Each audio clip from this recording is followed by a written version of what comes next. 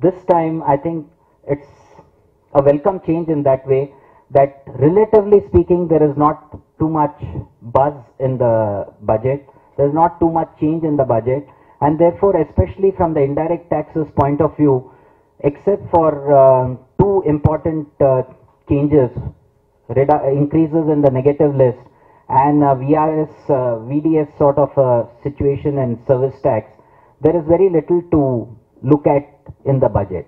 Sir, I am Bangalore and I am very passionate about manufacturing. I went for a 20-year reunion in IIM Bangalore. We had about 140 students with 100 of them engineers from IITs and other places.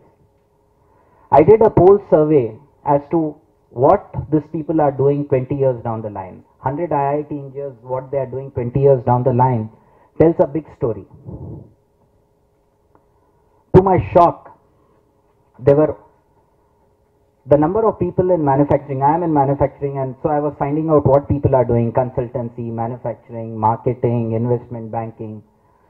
The number of people in manufacturing, including me, were just 3. And all 3 of us were in manufacturing not because we liked manufacturing, because we inherited factories. That, I think, is the sad story of manufacturing in India. And it put me to think, why is this so?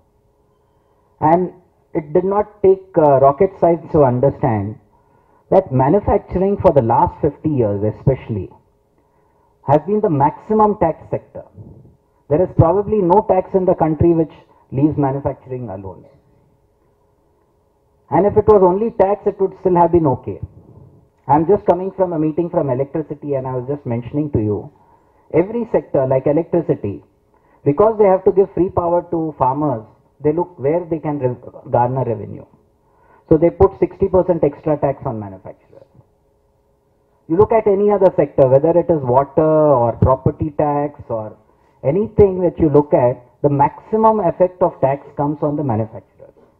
And because the manufacturer deals with goods, it is relatively more difficult for him to evade taxes, and therefore the government thinks it's the easiest way to collect taxes. And it's not just this.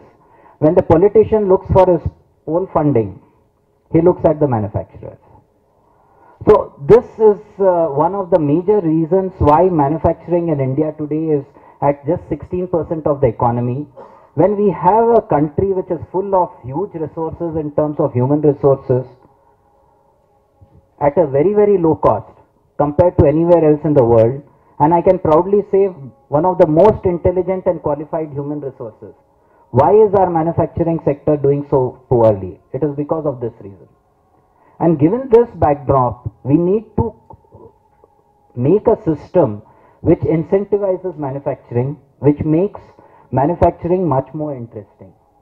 And given the backdrop of our last 12 to 18 months where the economy has gone through a big slowdown, manufacturing is at 0% growth, there is a huge need to stimulate manufacturing in India. In this backdrop, this budget was placed, and the same budget, if it was placed in 2006 or 7, we would have said it's a great budget because it didn't do any tinkering. But with this backdrop, when we look at it, we needed huge stimulus. Maybe it was not practical to give the 4% excise duty cut which Pranab Mukherjee gave 3 years back. But we could have looked at some broad growth areas and announced projects which take off in the next 6 months. In the absence of this, I find it very difficult to see how our growth targets of next year from the third quarter growth of 4.5% will reach 6.5%.